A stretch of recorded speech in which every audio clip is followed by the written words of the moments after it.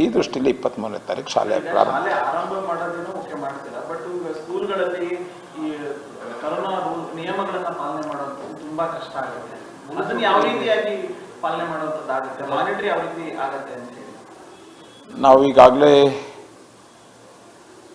ಜಿಲ್ಲಾ ಅಧಿಕಾರಿಗಳನ್ನು ಸಹಿತ ಇದರಲ್ಲಿ ಇನ್ವಾಲ್ವ್ ಆಗೋದಕ್ಕೆ ಕೇಳ್ಕೊಂಡಿದ್ದೀವಿ. ತಾಲೂಕು ಮಟ್ಟದ ತಹಸೀಲ್ದಾರ್ರಿಂದ ಹಿಡಿದು ಎಲ್ಲರೂ BOಗಳ ಜೊತೆಗೆ ನಮ್ಮ ಶಿಕ್ಷಕರ ಜೊತೆ ಕೈ ಜೋಡಿಸಿ ಅನ್ನುವಂಥ ಮನವಿ ಮಾಡಿದ್ದೀವಿ. ಸ್ಯಾನಿಟೈಸ್ ಮಾಡಬೇಕಾದ್ರೆ ಗ್ರಾಮ ಪಂಚಾಯಿತಿಯ ಲೆವೆಲ್ ಅಧಿಕಾರಿಗಳು, ನಗರಗಳಲ್ಲಿ ನಗರಸಭೆ ಮತ್ತು ಪಟ್ಟಣ ಪಂಚಾಯಿತಿಗಳು ಅಧಿಕಾರಿಗಳು ಸ್ಯಾನಿಟೈಸ್ ಮಾಡುವಂಥದ್ರಲ್ಲಿ, ಶಾಲೆಗಳ ರೂಮ್ನ ಸ್ಯಾನಿಟೈಸ್ ಮಾಡುವಂಥದ್ರಲ್ಲಿ ಸಹಕಾರ ಕೊಡ್ತಾರೆ. ಮಾಸ್ಕ್ ಮಕ್ಕಳ ಹತ್ರ ಇಲ್ಲದೆ ಇದ್ರೆ ಅದನ್ನು ಕೊಡುವಂಥ ವ್ಯವಸ್ಥೆಗಳ ಬಗ್ಗೆ ಸಹಿತ ನಾವು ಯೋಚನೆ ಮಾಡಿದ್ದೀವಿ. ಅನೇಕ ಸಂಸ್ಥೆಗಳು ಸಹಿತ ಅದನ್ನು ಮುಂದೆ ಬಂದಿವೆ. ಇದರ ಜೊತೆಗೆ ನಾವು ಪ್ರಾರಂಭ ಮಾಡ್ತಿರೋದು 9, 10, 11, 12 ಮಾತ್ರ. ಶಾಲಾ ಕೊಠಡಿಗಳ ಕೊರತೆ ನಮಗೇನಿರಲ್ಲ. ಮತ್ತು ನಾವು ಯಾವುದೇ ಪೋಷಕರಿಗೆ ಬಲವಂತ ಮಾಡಿಲ್ಲ, ನಾವು ಕಂಪಲ್ಸರಿ ಮಾಡಿಲ್ಲ. ಅಟೆಂಡೆನ್ಸ್ನೂ ಸಹಿತ ನಾವು ಕಂಪಲ್ಸರಿ ಮಾಡ್ತಿಲ್ಲ. ಆನ್ಲೈನು ಆಫ್ಲೈನ್ ಯಾವ್ದು ಬೇಕಾದ್ರೂ ತಗೊಳ್ಳುವಂಥ ಅವಕಾಶ ಅವ್ರು ಕೊಟ್ಟಿದ್ದೀವಿ. ಆದರೆ ಮಕ್ಕಳ ಹಿತದೃಷ್ಟಿಯಿಂದ ಮಕ್ಕಳುಗಳು ಶಾಲೆಗಳ ವಾತಾವರಣದಲ್ಲಿ ಪಾಠವನ್ನು ಕಲಿಯೋದು ಹೆಚ್ಚು ಒಳಿತು ಅಂತ ತಜ್ಞರು ಹೇಳಿರೋದ್ರಿಂದ ನಿಮ್ಮ ಮೂಲಕ ಮತ್ತೊಮ್ಮೆ ಪೋಷಕರನ್ನು ಕೇಳ್ಕೊತಾ ಇದ್ದೀನಿ, ಶಾಲೆಗಳಿಗೆ ಮಕ್ಕಳನ್ನು ಕಳಿಸಿ. ಆ ಥರದ ಮುಂದಿನ ದಿನಗಳಲ್ಲಿ ಏನಾರು ಕಂಡು ಬಂದಲ್ಲಿ, ತೊಂದರೆಗಳು ಕಂಡು ಬಂದಲ್ಲಿ ಅದನ್ನು ನಿಲ್ಲಿಸುವಂಥ ಶಕ್ತಿ ಸಹಿತ ಸರ್ಕಾರಕ್ಕಿದೆ. ಸರ್ಕಾರ ಆ ಥರದ ಯೋಚನೆಗಳು ಈಗಾಗಲೇ ಮುಖ್ಯಮಂತ್ರಿಗಳು ಹೇಳಿದ್ದಾರೆ. ಒಂದೇ ಒಂದು ಇನ್ಫೆಕ್ಷನ್ ಬಂದರೂ ಅದು 1 ವಾರ ಶಾಲೆಯನ್ನು ಕ್ಲೋಸ್, ಸ್ಯಾನಿಟೈಸ್ ಮಾಡಿ 1 ವಾರ ಕ್ಲಾಸ್ ರೂಮ್ಗಳು ಸಹಿತ ನಾವು ಕ್ಲೋಸ್ ಮಾಡುವಂಥದ್ದು ಮಾಡ್ತೀವಿ ಅನ್ನುವಂಥದ್ದು. ಆ ಥರದ ಎಲ್ಲ ಮುಂದಾಲೋಚನೆಗಳು ಮಾಡೇ ನಾವು ಪ್ರಾರಂಭ ಮಾಡ್ತಿರುವಂಥದ್ದು. ನಿಮ್ಮ ಸಹಕಾರ ಸಹಿತ ನಾನು ಬೇಡ್ತೇನೆ. ಸರ್, ಈಗ ಸರ್ಕಾರ ಎಷ್ಟೇ ಮನವರಿಕೆ ಮಾಡಿದ್ರು, ಎಷ್ಟೇ ಭರವಸೆ ಕೊಟ್ಟರು, ಪೋಷಕರಲ್ಲಿ ಒಂದಷ್ಟು ಆತಂಕ ಇರುತ್ತೆ ಸರ್. ಅವ್ರನ್ನ ಮನವೊಲಿಸೋ ಕೆಲಸ ಆಗಬೇಕು. 3ನೇ ಅಲೆ ಕೂಡ ಮಕ್ಕಳಿಗೆ ಬಾಧಿಸುತ್ತೆ ಅನ್ನೋಂಥದ್ದೇ ಹೀಗೆ ಇರತಕ್ಕಂಥದ್ದು ಸರ್. ಅದ್ರ ಬಗ್ಗೆ ನಮಗೆ ನಿಮ್ಮೆಲ್ಲರಿಗೂ ಗೊತ್ತಿದೆ, ಕಾಂಟ್ರವರ್ಸಿ ಇದ್ದೇ ಇದೆ. ಒಂದು ಗ್ರೂಪ್ ಹೇಳುತ್ತೆ 3ನೇ ಅಲೆಯಲ್ಲಿ ಮಕ್ಕಳಿಗೆ ಬರುತ್ತೆ ಅಂತ ಶುರು ದಿನಗಳಲ್ಲಿ ಹೇಳಿದರು.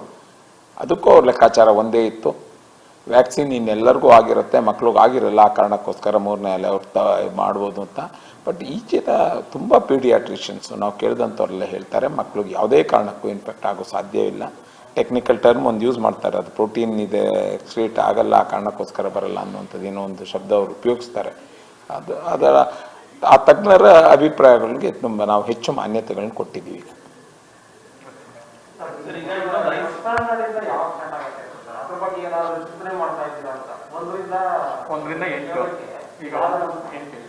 ಈಗ 9ರಿಂದ ಇರುವಂಥದ್ದು. ಈಗ 9ರಿಂದ 10, 11, 12 ನಮ್ಮದು ಒಂದು ಪ್ರಯತ್ನ ಮಾಡ್ತಾ ಇದ್ದೀವಿ. ಅದು ಸಕ್ಸಸ್ ಆಗುತ್ತೆ ಅನ್ನೋ ವಿಶ್ವಾಸನೂ ಇದೆ.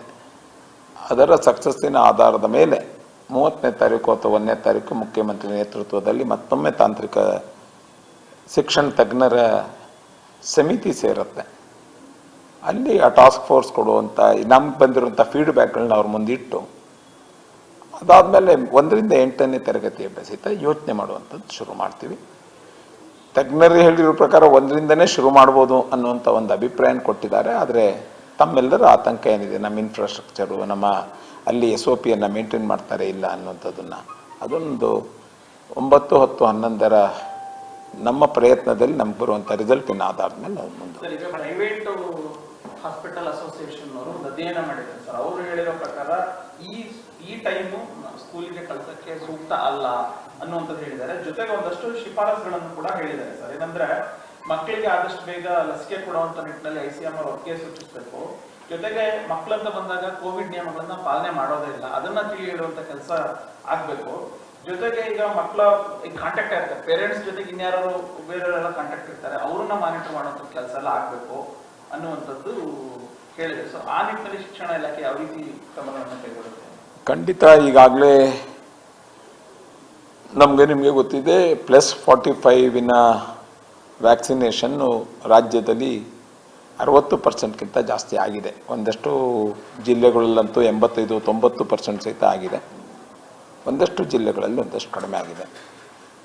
+18 ಸಹಿತ ಅರೌಂಡ್ 30% ಎಲ್ಲ ಜಿಲ್ಲೆಗಳಲ್ಲೂ ಆಗಿದೆ. ಇದು ಒಂದು ಧೈರ್ಯ ತುಂಬುವಂಥದ್ದು. ಇದು ಆ್ಯಾವ್ರೇಜಲ್ಲಿ 50-60% ವ್ಯಾಕ್ಸಿನ್ ಆದರೆ ಮೂರನೇ ಅಲೆಯ ಎಫೆಕ್ಟು ತುಂಬ ಇರಲ್ಲ ಅನ್ನುವಂಥದ್ದು ಸಹಿತ ಒಂದಷ್ಟು ತಜ್ಞರು ಹೇಳಿದ್ದಾರೆ. ಈಗ ಪ್ರಸನ್ನ ಅವ್ರ ಜೊತೆ ಸಹಿತ ನಾನು ಮಾತಾಡ್ತಿದ್ದೆ. ಅವ್ರು ಹೇಳ್ತಾ ಇದ್ರು, ಡಾಕ್ಟರ್ ಪ್ರಸನ್ನ ಅವರು, ತಾವು ಏನೇನು ಈಗ ಹೇಳಿದ್ರಿ ಅದನ್ನೇ ಅವರು ಹೇಳ್ತಾ ಇದ್ರು. ಅದಕ್ಕೋಸ್ಕರನೇ ನಾನು ಅವ್ರಿಗೆ ಹೇಳಿದೆ 9, 10, 11 ಮಾತ್ರ ಮಾಡ್ತಾ ಇದ್ದೀವಿ ಅಂತ. ಒಟ್ಟಿಗೆ ನಾವು ಪೂರ್ಣವಾಗಿ 1,07,00,000 ಮಕ್ಕಳ ರಿಸ್ಕನ್ನು ತಗೊಂತಿಲ್ಲ. ಈ ಮಕ್ಕಳ ಬಿಹೇವಿಯರು ಮತ್ತೊಂದು ನೋಡಿ ಹಂತವಾಗಿ ನಾವು ಪ್ರಯತ್ನ ಮಾಡ್ತೀವಿ. ಬಟ್ ಆದರೆ ನಮಗೆ ಕನ್ಸರ್ನ್ ಇರುವಂಥದ್ದು ಮಕ್ಕಳ ಶಿಕ್ಷಣದ ಕಂಟಿನ್ಯೂಟಿ, ಅವರ ಬೆಳವಣಿಗೆ, ಶಾಲೆಯಲ್ಲಾಗುವಂಥ ಬೆಳವಣಿಗೆ ತುಂಬ ಮುಖ್ಯ ಇದೆ. ಆ ಬೆಳವಣಿಗೆಗೋಸ್ಕರ ನಾವು ಒಂದಷ್ಟು ಎಲ್ಲರ ಜೊತೆ ಕೂಡಿ, ಇದು ಸಾಮೂಹಿಕ ಜವಾಬ್ದಾರಿ, ಪೋಷಕರದ್ದು ಇದೆ, ಸರ್ಕಾರದ್ದು ಇದೆ, ಎಲ್ಲರೂ ಸೇರಿ ಶಿಕ್ಷಣ